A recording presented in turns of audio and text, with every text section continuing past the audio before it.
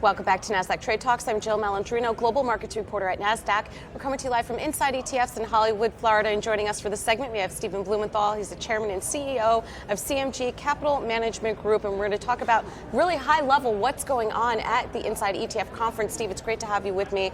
As always, you've been coming here for more than 10 years, so you're the X on this. You're the expert. What observations have you seen about this year's Inside ETF Conference? Because I've noticed some of the topics have definitely emerged that are different from last year. Well, first of all, it's a lot of fun, and it's matured, and so is the industry. So the number of tools via ETFs that are available to investors is just phenomenal.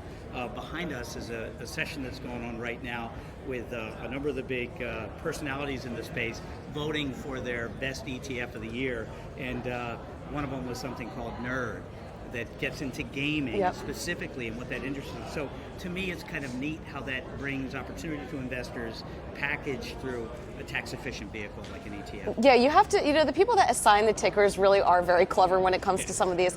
So in particular, what are you looking at this year? I know I've heard a lot about mitigating risk, that we've seen some volatility come back into the market. Finding different ways for income and dividend growers has really been key here. Yeah, so dividend growers are awfully popular, and there are a number of ways to invest in dividend growers.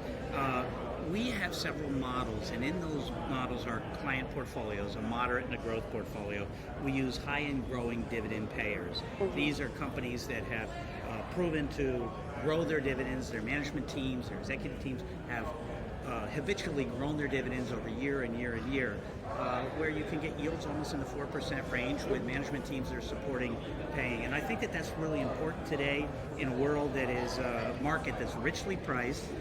The dividend yields on the S&P are 2%, not 4%, and where, because we're so late cycle, because prices are well above trend, valuations high, it's likely that equities over the next 10 years are going to do 0 to 2%. So high and growing dividend play is a good way to enhance returns. Yeah, and there's a distinction there. You're talking about high yield. Dividend growing is one thing. High yielding stocks is something completely different sometimes. Totally. There's a reason why you have a high yield on your stock. So when you're looking at dividend growers, you're also looking at underneath, when you look under the hood, that the company's more fundamentally sound. Correct. Well said. Thank you for that.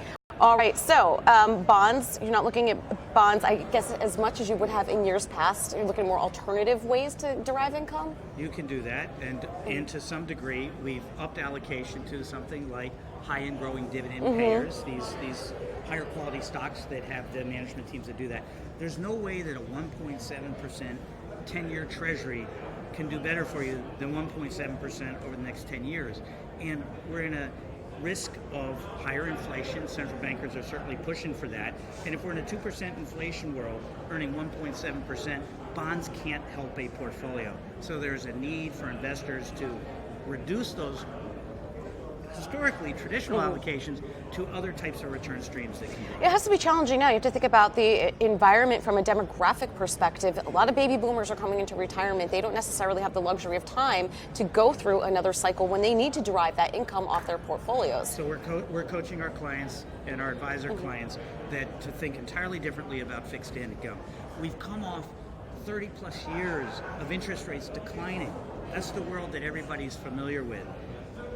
1.7% can't go much lower. If it goes up 1%, that bond loses 10%, 8% technically. If it moves up 2%, if it moves up 3%, you're talking about 25% losses. People aren't expecting that, and baby boomers look to deleverage and de-risk portfolios. Target date funds that tie to maturity dates, by rule, increase to fixed income, reduce to equities as we grow older and closer. 75% of the money's in the hands of pre-retirees and retirees, and if a lot of that money continues to flow, and that's been the surprise, the money's flowing into bond funds, I'm concerned that a lot of investors are doing this at a time that they don't understand the risk. That's a really good point. Thank you so much, Steve, for joining us at Inside ETFs. And thanks for joining me on Trade Talks. I'm Jill Malandrino, Global Markets Reporter at Nasdaq.